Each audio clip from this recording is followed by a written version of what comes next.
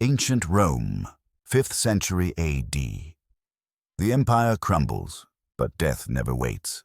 You, a modest citizen, are now a professional funeral organizer.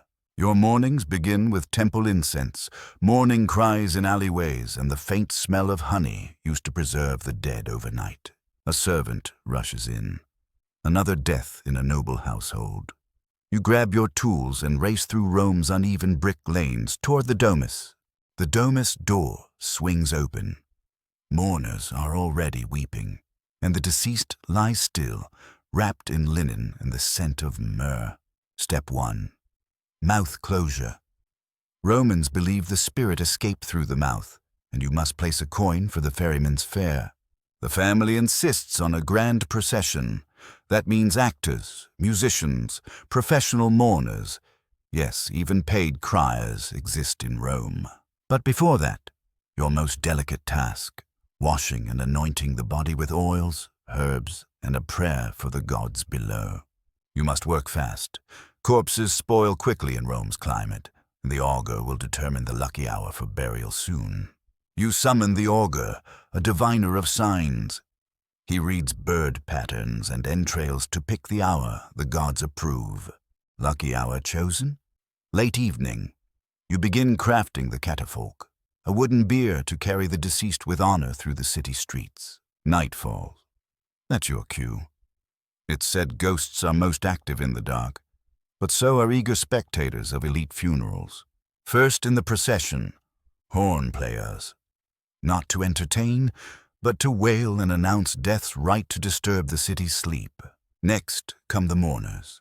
Paid women tearing at veils, slapping chests, singing laments older than Rome's founding myths. Then come the ancestors. Hired actors wear wax masks of the deceased's forebears, walking with their postures, mimicking their mannerisms. Behind them, your catafalque. Carried high, draped with flowers, the nobility's final journey passes temples, taverns, beggars, and old monuments alike. At the Forum, the procession stops. A family member delivers a eulogy, a summoning of virtues, victories, and veiled insults at rivals. You nod. It's going well. But tomorrow brings the cremation, Rome's ultimate passage and potential for disastrous omens or divine signs. At dawn, you oversee the pyre construction just outside the city wall, a legal requirement to avoid polluting sacred urban air. A wrong kindling could signal divine wrath. You direct the angle of the flame, the placement of pine resin, and the chants.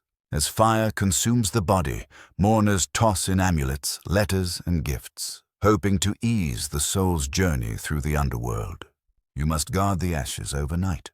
Legend warns, some souls linger, demanding a proper passage, or haunting the careless organizer. By morning, you collect the ashes using fine cloth and care, placing them into an urn marked with name and date. The urn journey ends in the family tomb, a columbarium beneath earth or sculpted niche in marble. But today, the crypt awaits. You guide the family inside, each step echoing centuries of ancestors. Spirits feel thick in this tomb, carved beneath Rome's stones. The urn placed, the tomb sealed. With ritual offerings of wine, bread, and salt, the cycle of life and death completes. Almost. You're not finished. Nights later, the Lemuria festival begins. 3 days the dead walk, and it's your job to keep them away. To appease restless spirits, you throw black beans over your shoulder at midnight, chanting ancient riddles, and never look back. Some nights you feel watched. A cold gust in a warm room. Did a mistake invite something that refuses to rest?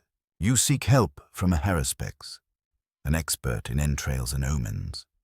He examines poultry liver to assess your spiritual risk. The haruspeks frowns.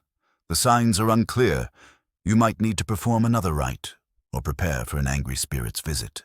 You upgrade the next funeral, a full theatrical performance with sacred hymns, wild masks, and fire dancers to impress both gods and ghosts. Whispers spread through Rome. You're either divinely gifted or dangerously meddling with things better left buried. Either way, business is booming. A widow asks you to summon her late husband in dreams. You regretfully explain, you're a funeral organizer, not an oracle. Still, you offer dream herbs in linen sachets to comfort her. Lavender, bay, and poppy seed. Rome loves symbols more than guarantees. Your younger apprentice frowns. He prefers simpler jobs. But he'll learn that in Rome, reputation matters more than silver coins. He makes a mistake, sends the procession down an unlucky road. You scramble to reroute before the bad omen spreads. The gods must be appeased. You sacrifice incense at a roadside altar, whispering apologies to neglected spirits of the place. The route cleared, the procession continues. Some tension lingers, but the family now trusts you more than ever. But newer threats arise.